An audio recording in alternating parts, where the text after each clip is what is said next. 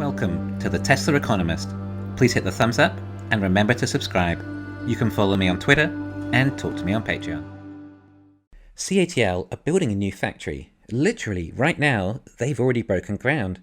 And this CATL factory is practically next to Tesla's Giga Shanghai. Coincidence? CATL have only recently taken possession of another building about 3 blocks from Giga Shanghai, which they have already converted into a battery factory, and are delivering batteries to Tesla from there already, with a rumoured capacity of 80 gigawatt hours, supplying Tesla with their LFP batteries for standard range vehicles.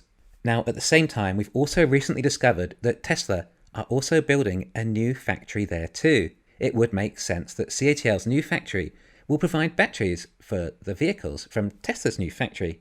No one can make more batteries than CATL, and no one can make more EVs than Tesla.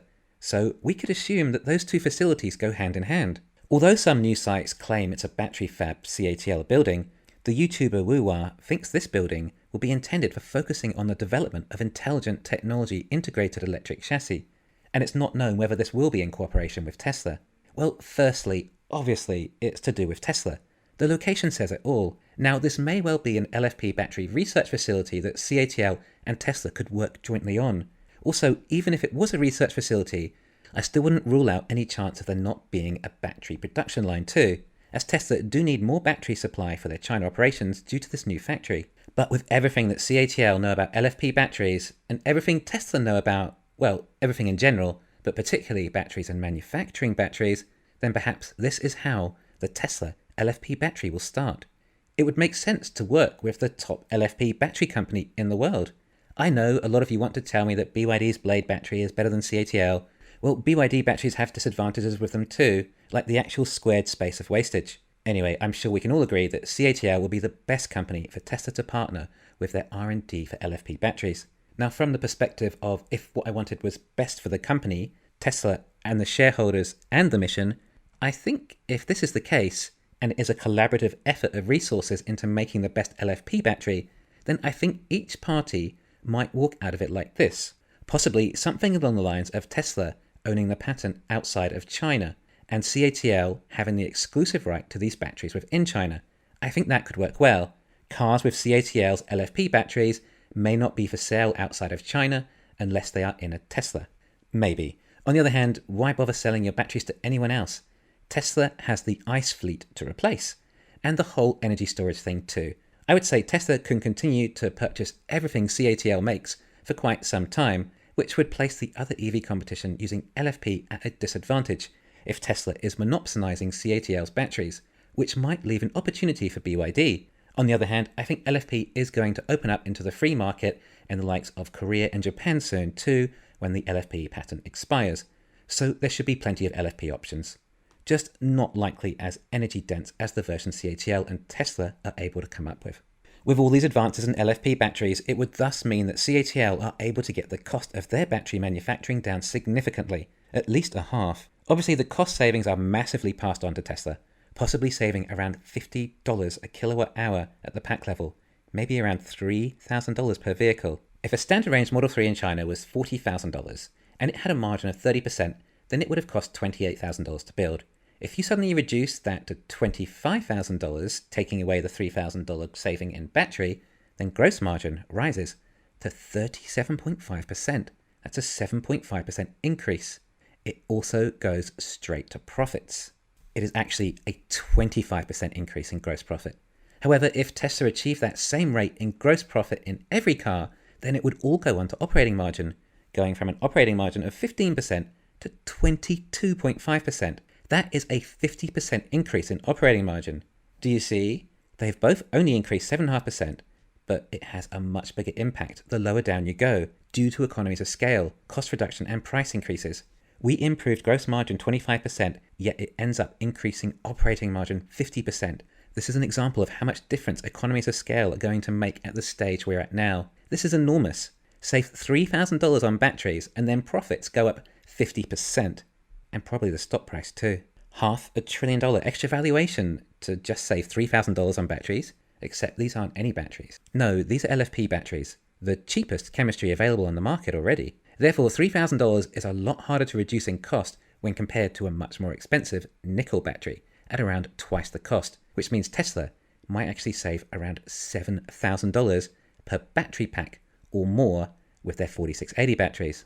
So compare this to a Model Y long range that has 82 kilowatt hour battery, and Tesla can save $100 per kilowatt hour, and that's $8,200. However, due to improved energy density, Tesla may need fewer batteries, so possibly a $9,000 saving per Model Y. If the Model Y is $60,000 and it is being made at, again, a 30% margin, it does, of course, cost $42,000 to produce. If we remove $9,000 battery saving, then we have a $33,000 cost of production. That is now a crazy 45% margin, an improvement of 50% gross margin. Again, though, the same improvement could carry over to operating margin, but taking it from 15% to 30% this time, doubling. Again, operating margin feeling the savings more. Granted, if you don't feel that these savings will be quite that high, then they won't be too far off, and at least within time. This is used more to represent just how much significance any profit margin increases are felt at this stage in the company, and potentially that is part of the purpose of this building, in order to help CATL to get their cost of their LFP battery production down. Likely their run rate speed improved significantly too. Maybe not just a new chemistry, but a new form factor, moving from prismatic to cylindrical, maybe removing the dry battery electrode process. We can only wait and find out, but all in good time. I do talk about how the stock may not move majorly for the most part of this year, but there will still be plenty of progress to watch. There is lots happening this year. We are building the foundation. We're told China will be the export hub.